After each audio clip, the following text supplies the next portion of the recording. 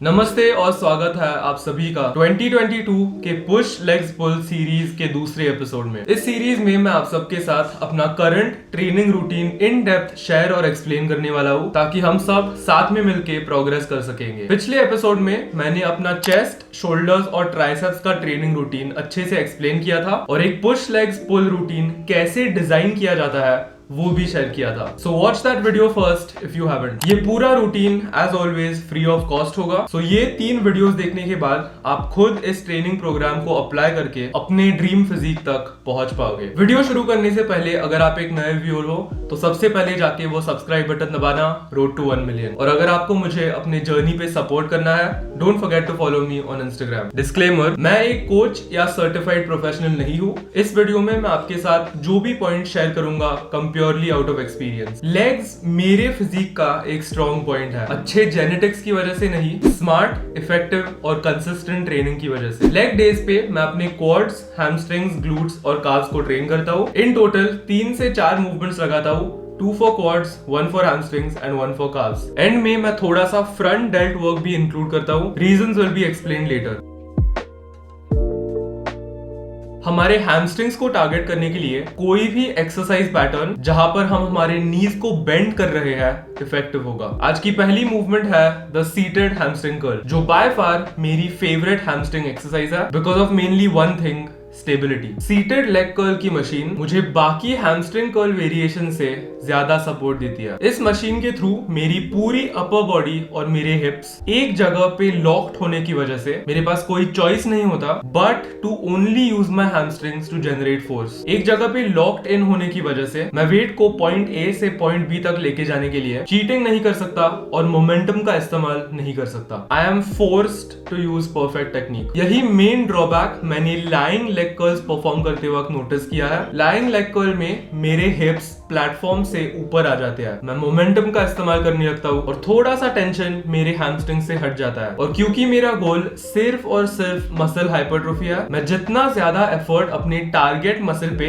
इस केस में अपने हैमस्ट्रिंग्स पे लेके आ सकता हूँ उतना बेहतर और इफेक्टिव। अब मैं ये बिल्कुल नहीं कह रहा कि लाइंग हैमस्ट्रिंग कर्ल एक बुरा एक्सरसाइज है। I just prefer the seated leg curl. इसके मैं इन टोटल 5 सेट्स लगाता हूँ और 10 से 15 की रेप रेंज में फेलियर अप्रोच करता हूँ। हर रेप लगाते वक्त टेम्पो पे हमेशा ध्यान देता हूँ। स्पेशली पीक कॉन्ट्रैक्शन के दौरान मैं 1 सेकंड के लिए पॉज करके अपने हैमस्ट्रिंग को स्क्वीज करता हूँ और फिर वेट को ऊपर लेके आते हुए अपने पैरों को एक्सटेंड करता हूँ। हैमस्ट्रिंग कर्ल्स के साथ एक वर्कआउट स्टार्ट करना काफी अनकन्वेंशनल है। 2 मेन रीजंस कि मैं हैमस्ट्रिंग कर्ल्स के साथ अपने लेग डेज स्टार्ट करता हूँ। नंबर 1, एक हैवी क्वाड कंपाउंड मूवमेंट यानी एक स्क्वाट वेरिएशन लगाने से मेरे हैमस्ट्रिंग्स इनडायरेक्टली इतने फटीग हो जाते हैं कि मैं उन्हें ठीक से ट्रेन नहीं कर पाता। But the vice versa is not true. अपने लेग डेज हैमस्ट्रिंग कर्ल्स के साथ स्टार्ट करने से मेरे हैमस्ट्रिंग्स हमेशा फ्रेश रहते हैं और मुझे अपने हैमस्ट्रिंग्स पे क्वालिटी सेट्स मिलेंगे and I can still train my quads properly after that, no problem. Number 2, hamstring curls के साथ स्टार्ट करने से मेरी बॉडी और मेरे जॉइंट्स अच्छे से वार्म अप हो जाते हैं और मैं लेग डे के बड़े कॉम्पाउंड मूवमेंट को अपना बेस्ट देने के लिए साइकोलॉजिकली रेडी हो जाता हूँ। हैमस्ट्रिंग्स हो गए। अब क्वाड एक्सरसाइजेस एक्सप्लेन करने से पहले मुझे एक कॉमन क्वेश्चन आंसर करना है जो आई एम 100% श्योर आने वाला है। आप बारबेल बैक स्क्वाट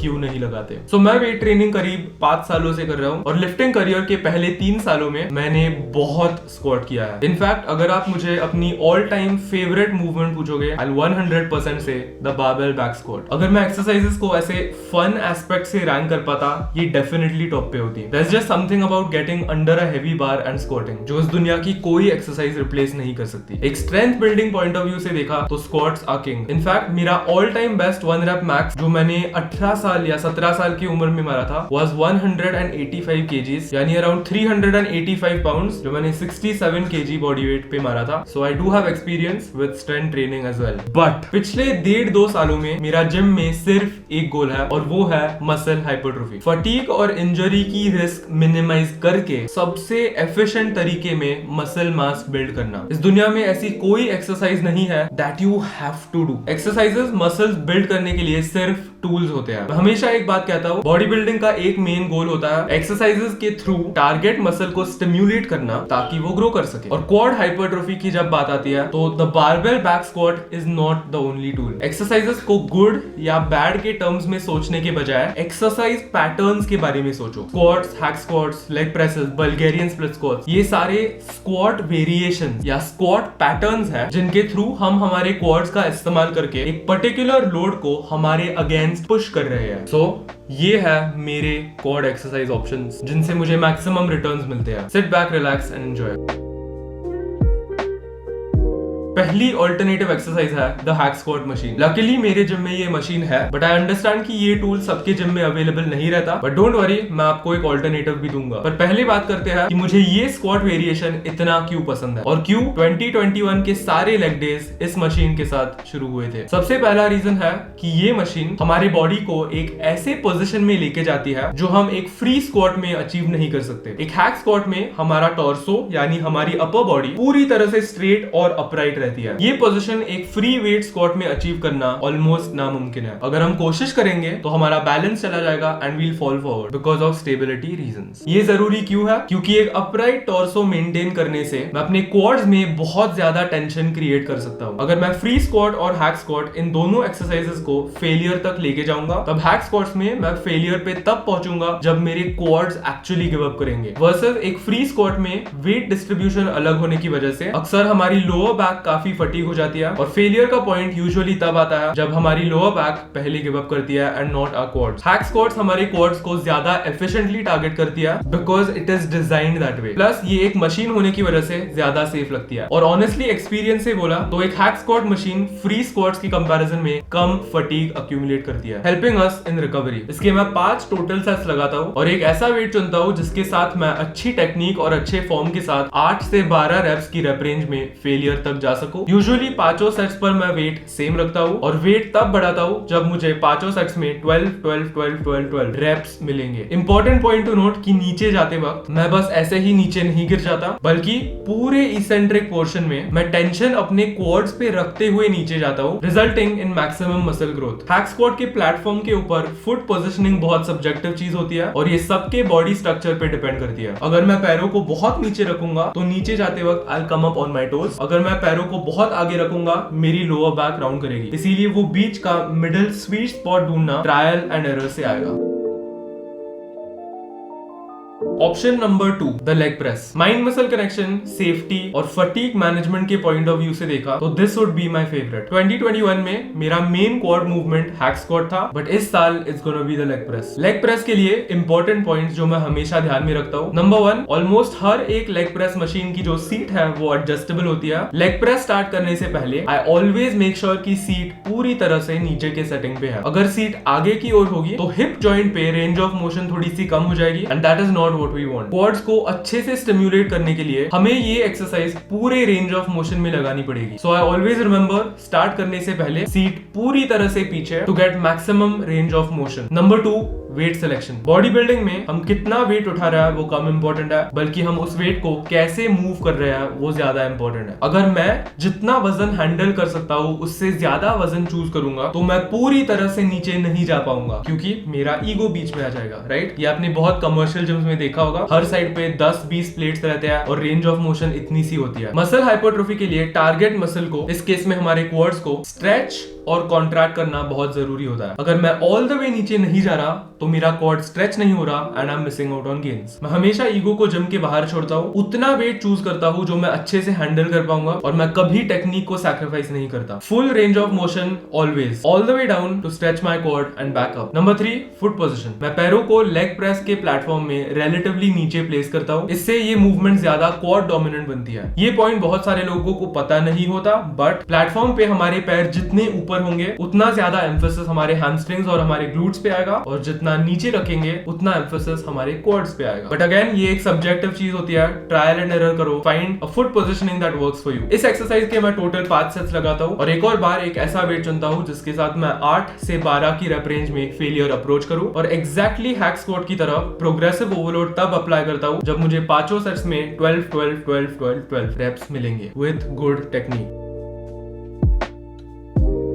इंप्रेसिव और गुड लुकिंग काव्स को बिल्ड करना काफी आसान है। पहले 2-3 सालों में मेरे काव्स बहुत छोटे थे और एक वीक बॉडी पार्ट थे, और हर बिगिनर की तरह मैंने सबसे कॉमन एक्सक्यूज दिया जो था काफ ग्रोथ जेनेटिक होती है। व्हेन इन रियलिटी मैं अपने काफ्स को सीरियसली और सफिशिएंट वॉल्यूम और इंटेंसिटी के साथ ट्रेन नहीं कर रहा था। बी, मेरी एक्सरसाइज टेक्निक करेक्ट नहीं थी। काफ्स को लेके सबसे कॉमन गलती जो मुझे दिखती है वो है कॉन्ट्रैक्ट और स्ट्रेच नहीं करना। मैं पहले काफ रेजर्स बस ऐसे ही नाम के लिए ऐसे ऐसे ऐसे ऐसे लगाता था और फिर कंप्लेन करता था कि मेरे काफ्स ग्रो नहीं कर रहा है, और फिर अपनी जेनेटिक्स को ब्लेम करता था। मैंने पहले भी बोला है, मसल ग्रोथ के लिए स्ट्रेच और पीक कॉन्ट्रैक्शन बहुत जरूरी है, so it's important to spend more time in those two positions. 2022 की मेन काफ मूवमेंट होने वाली है single leg standing calf raise. इसके मैं 5 टोटल सेट्स लगाता हूँ और 10 से 20 रेप की रेप रेंज में फेलियर अप्रोच करता हूँ। पहले तो इस एक्सरसाइज के लिए बॉडी वेट का इस्तेमाल करना काफी होगा। आप शॉक हो जाओगे कि अच्छे टेक्निक के साथ सिर्फ बॉडी वेट का इस्तेमाल करने से ये एक्सरसाइज कितनी चैलेंजिंग होती है। आजकल प्रोग्रेस की वजह से मैं 5 सेट्स अपने बॉडी वेट के साथ लगा सकता हूँ, सो एक्स्ट्रा रेजिस्टेंस के लिए मैं एक हाथ में डंबल पकड़ता हूँ और फिर ये एक्सरसाइज परफॉर्म करता हूँ। एक और बार मुझे एम्फसाइज करना है कि नीचे के पॉइंट पे अच्छे से 1 सेकंड के लिए अपने काफ को स्ट्रेच करो और ऊपर आने पर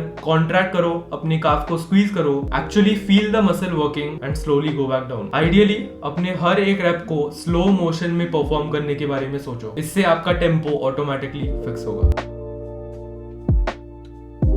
आज के ट्रेनिंग डे की आखिरी एक्सरसाइज होने वाली है the seated dumbbell overhead press. मैंने पिछले वीडियो में कहा था कि मैं आजकल पुश डेज पे अपने फ्रंट डेल्ट को ट्रेन नहीं करता। मेन रीजन बीइंग, कोई भी प्रेसिंग मूवमेंट लगाते वक्त हमारा फ्रंट डेल्ट काफी हद तक स्टिम्युलेट और एक्टिवेट हो जाता है। पुश डे पे 2 प्रेसेस करने की वजह से मेरे फ्रंट डेल्ट में इतना फटीग अक्यूमुलेट होता है कि उन 2 चेस्ट प्रेसेस के बाद फटीग की वजह से एक ओवरहेड प्रेस मूवमेंट पर मुझे कोई क्वालिटी सेट्स नहीं मिलते। But this is the beauty of programming. एक अच्छा ट्रेनिंग स्प्लिट फॉलो करने से हम हमारे वीकली वॉल्यूम को अप्रोप्रिएटली डिस्ट्रीब्यूट कर सकते हैं। इसीलिए पुश डे पे चेस्ट करने के बाद ओवरहेड प्रेस और लैटरल रेजेस लगाने के बजाय मैंने सिंपली वो ओवरहेड प्रेस नेक्स्ट डे पे शिफ्ट किया। इसीलिए पुश डे पे चेस्ट ट्रेन करने के बाद उस आधे मरे हुए कंडीशन में ओवरहेड प्रेस लगाने के बजाय इस ट्रेनिंग डे पे मेरे डेल्ट्स फ्रेश होने की वजह से मैं अच्छे से OHP के 2-3 क्वालिटी सेट्स लगाता हूं in the 8 to 12 rape range. ये था मेरा पुश लेग्स पुल रूटीन का दूसरा दिन, जहां पर हमने क्वाड्स, हैमस्ट्रिंग्स, ग्लूट्स, काफ्स को ट्रेन किया और थोड़े से फ्रंट डेल्ट्स। अब कभी कभी